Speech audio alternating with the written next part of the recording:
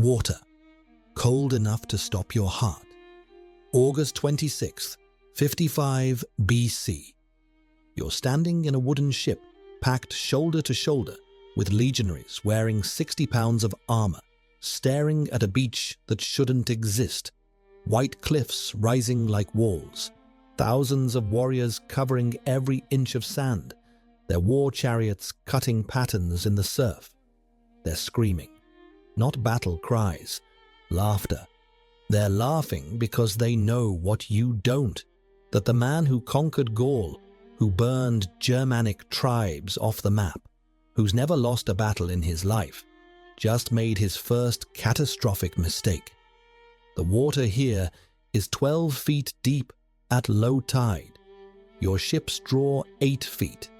You're going to have to jump into the ocean wearing armor that will drag you straight to the bottom. And you're going to have to do it while British warriors on dry land throw spears at your head. Julius Caesar, 45 years old, standing on the deck of his command galley, watching his invasion fleet bob uselessly offshore, finally understands what his scouts were trying to tell him for 3 weeks. Britain isn't Gaul. The rules here are different, and he's about to learn them the hard way. Behind him, 80 transport ships carrying 10,000 legionaries, the finest infantry the world has ever seen. Men who've marched across Europe, leaving nothing but Roman roads and corpses. In front of him, 30,000 British warriors who've never heard of Roman discipline, who fight naked from chariots, who your civilized mind can't even process as soldiers. The math is simple. 3 barbarians for every legionary, and those barbarians are standing on dry land while you're drowning in full armor. The kind of odds that don't just favor the defender, they guarantee massacre. Every naval manual ever written says you turn around, you wait for better weather, better intelligence, better landing sites. You don't assault a defended beach with the tide against you and the enemy holding the high ground. Julius Caesar does something impossible. He orders his men into the water. What happens in the next 4 hours will rewrite Roman military doctrine. British chroniclers will call it the day the ocean turned red. Roman historians will struggle to explain how an invasion that should have ended in total disaster became one of the most decisive beach landings in military history. But here's what nobody tells you about Caesar's invasion of Britain. The battle was already lost before a single Roman set foot on British sand. The Britons had made no mistakes. They controlled the terrain, the timing, the tactical advantage. They were fighting for their homeland against foreign invaders who couldn't even get off their boats. So how did 10,000 drowning Romans in full armor turn a beach massacre into a British slaughter? The answer isn't what you think, and it starts with a decision Caesar made 6 months earlier. A decision so arrogant, so politically motivated, that it would nearly destroy everything he'd built. Before we watch Rome's greatest general almost drown his entire invasion force, quick word. If you're the kind of person who gets pulled into these documented moments from the past, the ones that textbooks somehow forget to make interesting, subscribing helps us dig deeper into the archives and uncover more of these stories. All right, back to August 55 BC, and the most dangerous man in the Mediterranean is about to learn that oceans don't care about your political ambitions. Rome in 55 BC isn't the eternal city of marble and glory. It's a viper pit pretending to be a republic. The Senate fat with corruption, terrified of military men who win too many victories. The streets packed with mobs who'll riot over bread prices, then vote for whoever promises them blood and circuses. Democracy dying slowly while everyone pretends not to notice. Julius Caesar wasn't supposed to be here. He wasn't even supposed to be alive. He's a patrician who sided with populists, a military genius who makes politicians nervous, a man drowning in debt from bribing his way to power. If he doesn't keep winning wars, doesn't keep sending gold and glory back to Rome, the Senate will recall him, try him for corruption, and end his career. Or his life, whichever comes first. But Caesar's done something remarkable. In just 4 years, he's conquered all of Gaul, modern-day France, Belgium, parts of Germany, 1 million square miles brought under Roman control. He sent rivers of gold flooding back to Rome, made himself the most famous general alive. And it's still not enough. Because across the Channel, barely 20 miles of cold water, sits Britain, terra incognita, the unknown land. And to Romans, unknown means terrifying. They've heard stories. Islands where the sun barely rises, forests so thick an army could vanish, warriors who paint themselves blue and fight like demons. And somewhere in those mists, tin mines worth more than all of Gaul's gold. Caesar doesn't care about tin. He cares about headlines, about being the first Roman to set foot in Britain, about doing something so audacious that even his enemies in the Senate will have to shut up and applaud. It's not strategy, it's theater. And theater requires an audience. So in the summer of 55 BC, Caesar orders his legions to the coast, build an invasion fleet. We're crossing the Channel. His officers, veterans who've followed him through a dozen campaigns, think he's lost his mind. Quintus Titurius Sabinus, one of his most experienced commanders, says it plainly in a war council. General, we know nothing about the tides, the landing sites, the enemy strength. We don't even have proper transports. This is madness. Caesar's response is recorded by multiple sources. The Senate expects me to rest on my accomplishments. I'd rather die attempting the impossible than live comfortably doing nothing. The room falls silent, because everyone knows what he's really saying. If I stop winning, I'm dead. So I can never stop. August 24th, 55 BC. 80 transport ships and 18 war galleys set sail from Gaul. 10,000 legionaries from the 7th and 10th legions, men who fought in forests, mountains, river crossings, never once on an open ocean crossing to an unknown shore against an enemy they can't even scout properly. The crossing takes 18 hours, longer than expected. The galleys designed for Mediterranean calm, not North Atlantic swells. Half the soldiers are seasick, puking over the rails, armor and weapons soaked in salt spray. By the time Britain's white cliffs come into view, the legionaries are exhausted before the battle even begins. And then they see the welcoming committee. The beach isn't empty. It's alive. Thousands of British warriors covering the shoreline like ants on a carcass. War chariots, cavalry, infantry. All of them screaming, weapons raised, daring Rome to try it. Caesar's pilots steer the fleet north, looking for a better landing site. Every beach they pass is the same. More warriors, more chariots. The Britons have had days to prepare. They're not surprised. They're ready. One of Caesar's tribunes, Marcus Petronius, watches the shoreline scroll past and says what everyone's thinking. "Sir, they're going to slaughter us the moment we leave the ships." Caesar doesn't answer, because Petronius is right. Here's what should terrify you about amphibious warfare in 55 BC. You have no landing craft, no way to get troops onto a beach efficiently.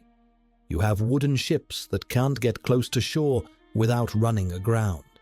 which means your soldiers, wearing 60 pounds of gear, have to jump into deep water and wade hundreds of feet, while the enemy throws spears, fires arrows, and charges on horseback. Modern militaries spend years planning beach landings. D-Day took 2 years of preparation, specialized equipment, air superiority, naval bombardment. Caesar has wooden boats, confused soldiers, and arrogance. That's it. By mid-afternoon, Caesar finally finds what he thinks is an acceptable landing site. A stretch of beach with slightly fewer defenders. Still thousands, still impossible. But the tide's dropping. If they don't land now, they'll have to spend another night at sea. The men are exhausted, seasick, terrified. He gives the order, land the troops. What happens next is recorded by Caesar himself in his Commentari de Bello Gallico, and even trying to spin it as a victory, he can't hide the disaster. The ships beach in 12 feet of water. The legionaries are supposed to jump out, form ranks in the surf, march onto dry land. Standard procedure. Except nothing about this is standard. The first soldiers who jump are immediately dragged under by their armor. Others hesitate at the rail, watching their comrades drown. The Britons see the hesitation and charge. War chariots splashing through the shallows, cavalry riding into the surf, infantry hurling spears at men who can't even move properly in chest-deep water. It's not a battle, it's an execution. Roman soldiers trying to swim in armor, British spears finding targets that can't dodge, the water turning pink, then red. Caesar's legions, the finest infantry in the world, are dying without ever reaching dry land. And on the command galley, Julius Caesar, conqueror of Gaul, master tactician, most famous general alive, realizes he's just committed military suicide. His invasion is collapsing. His soldiers are drowning. His political career, his life, everything he's built is about to end on a British beach he can't even pronounce. Then something impossible happens. Something so bizarre that Roman historians struggle to explain it even decades later. Something that shouldn't work, can't work, but does anyway. A single man changes everything. 3 p.m., August 26th, 55 BC. The water smells like blood and salt. Caesar's legions are pinned against their ships, men drowning, men bleeding out in the surf, men throwing away weapons and armor just to stay afloat. British warriors are charging through the shallows, finishing off anyone who makes it halfway to shore. Caesar is screaming orders from his galley. Form ranks, shield wall. But you can't form ranks in 12 feet of water. You can't lock shields when you're swimming, and his soldiers know it. They're looking back at the ships, calculating if they can climb back aboard before the Britons reach them. On the galley carrying the 10th Legion's Eagle standard, the Aquilifer, the Eagle Bearer, steps to the rail. His name isn't recorded. History doesn't remember it. But every Roman soldier there remembers what he does next. He's wearing full armor, carrying the legion's standard, a golden eagle on a pole, the most sacred object in Roman military tradition. Losing the eagle means eternal disgrace. Entire legions have been disbanded for losing their standards. The Aquilifer holds that eagle above his head and shouts loud enough for everyone to hear. Jump, fellow soldiers, unless you wish to betray your eagle to the enemy. I, at least, will do my duty to Rome and my general. And he jumps into 12 feet of water, holding the eagle high. The weight drags him under immediately. He comes up, gasping, still holding the standard above the waves, and he starts wading toward the beach. toward thousands of screaming British warriors, alone. You're a legionary watching this. You've spent years training with this eagle. You've marched under it across Europe. It represents your legion's honor, your brother's sacrifices, everything you are as a soldier. And now it's being carried toward the enemy by one man who's about to die. The shame is unbearable, worse than fear, worse than drowning. If that eagle falls, if the Britons capture it, your legion will be remembered forever as cowards, as the men who watched their standard die while they hid on their ships. The first legionaries jump, then more. Then entire units are throwing themselves into the water, not because officers ordered it, not because tactics suddenly make sense, because they cannot, will not let their eagle fall alone. And suddenly Caesar's drowning, panicking invasion force becomes something else entirely. Men struggling through the water, not retreating, shields up, swords drawn, formations dissolving and reforming in the surf. The 10th Legion's aquilifer, still visible, eagle held high, British spears falling around him like rain. The Britons see Roman soldiers actually advancing and hesitate, just for a moment, because this doesn't make sense. These invaders should be drowning, dying, fleeing. Instead, they're organizing in chest-deep water while being pelted with spears, still coming. At 200 yards from shore, the legions form crude lines. At 150 yards, they lock shields over their heads, the testudo formation, turtle shell of overlapping shields, water up to their necks, spears bouncing off iron, still advancing. At 100 yards, Caesar orders his war galleys forward.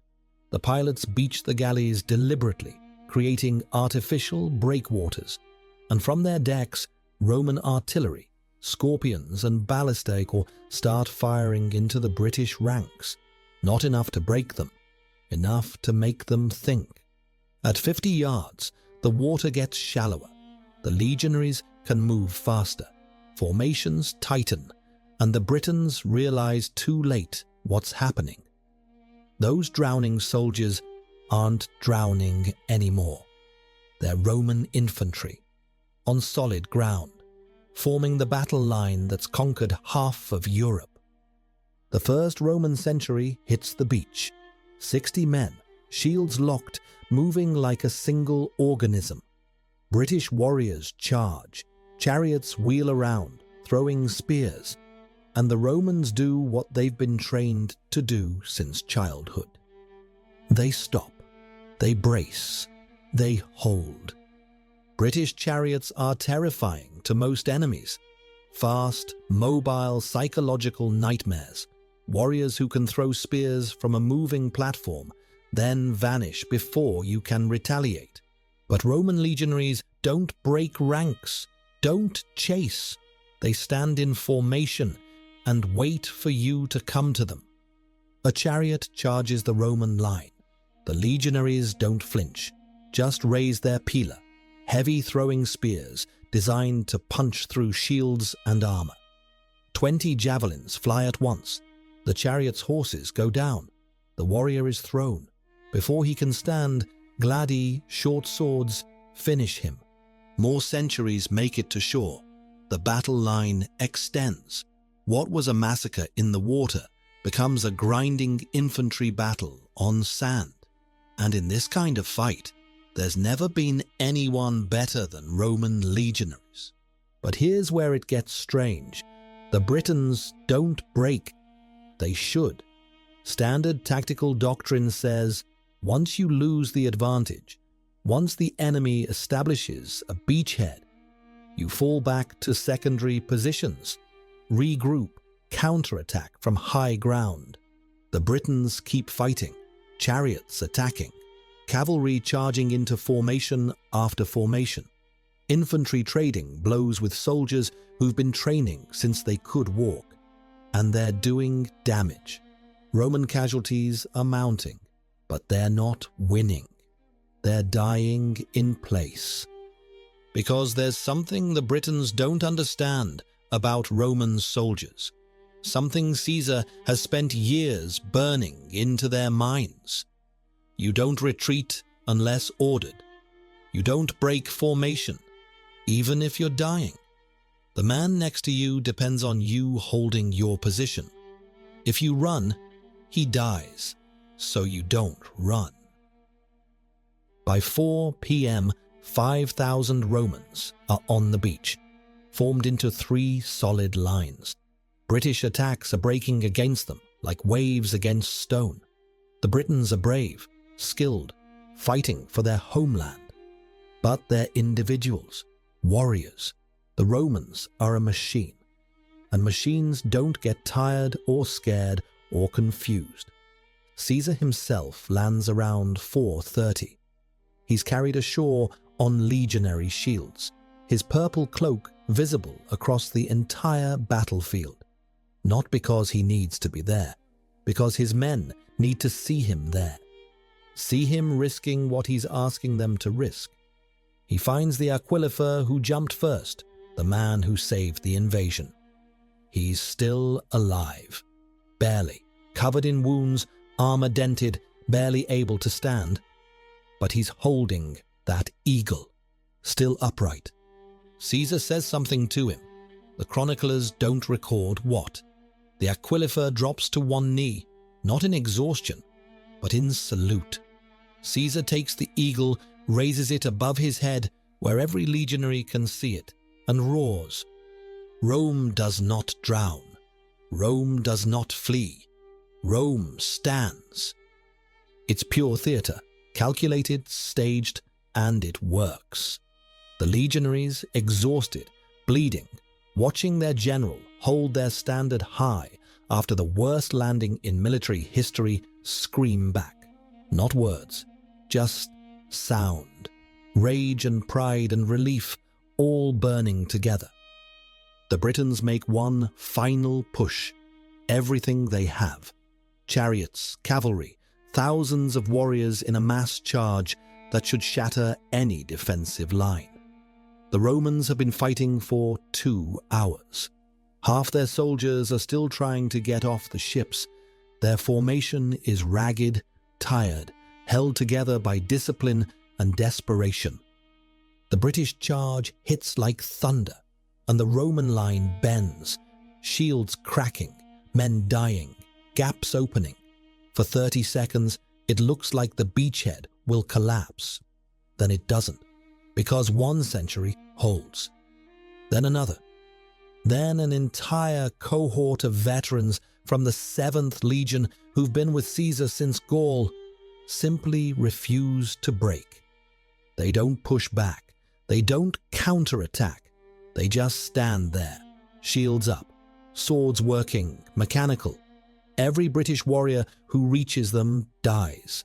Not heroically, methodically, like cattle in a slaughterhouse. The British charge breaks, not retreats in good order. Breaks, men realizing they're dying for nothing. That these Romans can't be pushed back into the sea. That the invasion, somehow, impossibly, has succeeded. By 6 p.m., it's over. The Britons are retreating inland. Caesar's legions hold a 400-yard stretch of beach. Not much, but enough. They've done the impossible. Turned a massacre into a victory. Not through superior tactics or better equipment. Through one man's refusal to let a golden eagle fall and 10,000 soldiers who decided that death was preferable to disgrace. When they finally count the dead, the numbers are staggering. 700 Roman soldiers killed.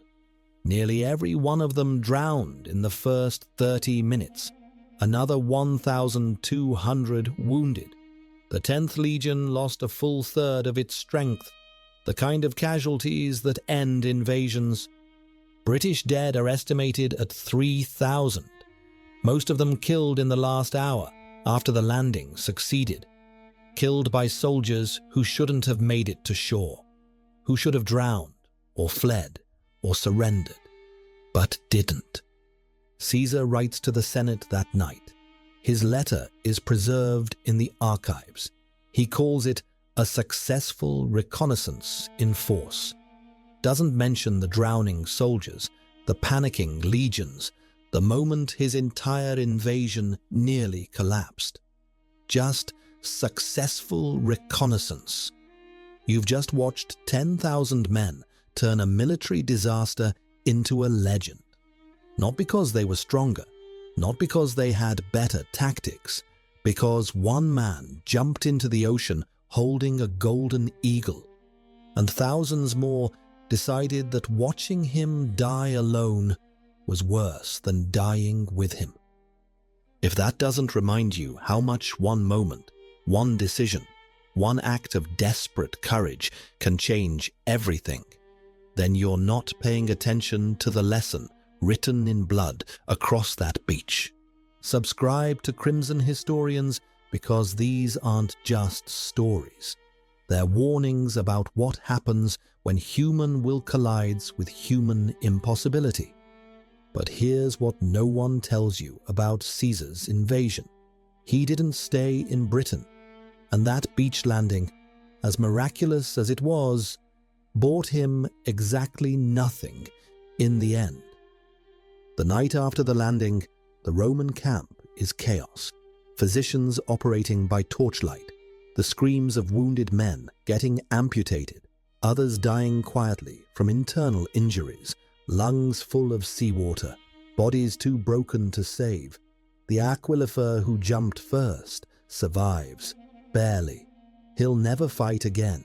Caesar promotes him to centurion on the spot, a battlefield commission that should take decades to earn. When asked why, Caesar says something the chroniclers record. Because he reminded 10,000 men what it means to be Roman when everyone, including me, had forgotten. But the material situation is catastrophic.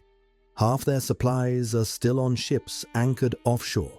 The cavalry transports never even arrived, delayed by storms. Without cavalry, the Romans can't pursue, can't scout, can't engage the British chariots that are already regrouping in the hills. Worse, the tide. That same tide that nearly drowned his legions now threatens his ships. The Mediterranean doesn't have tides like this. Roman pilots have never seen anything like it. And 3 days after the landing, a massive storm hits the channel. 18 ships destroyed, most of the rest damaged. The invasion fleet is crippled.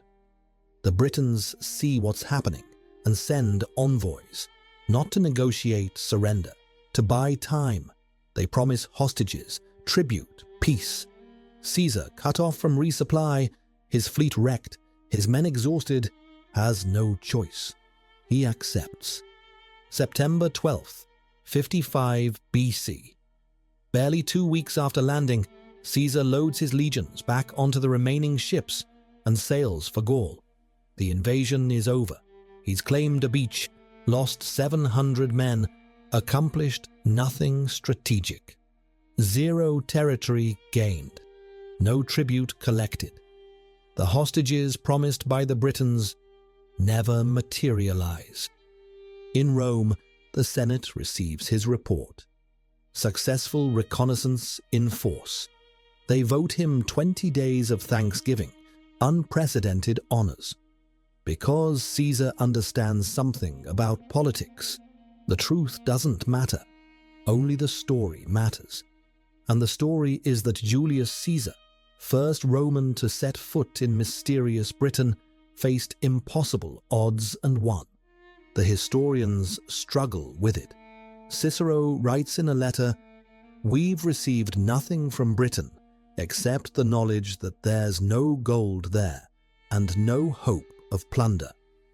Another senator calls it an expensive demonstration of stubbornness. But the Roman people don't care about profit margins. They care about glory, about their general doing something no Roman has ever done. The fact that he came back alive is bonus. The Senate, desperate to undermine Caesar, can't. Because criticizing the invasion means criticizing Rome's conquest of the unknown. And nobody wants to be the man who says Rome shouldn't push boundaries. Caesar returns to Britain the following year. 54 BC, bigger fleet, 5 legions, 2,000 cavalry. This time he's learned.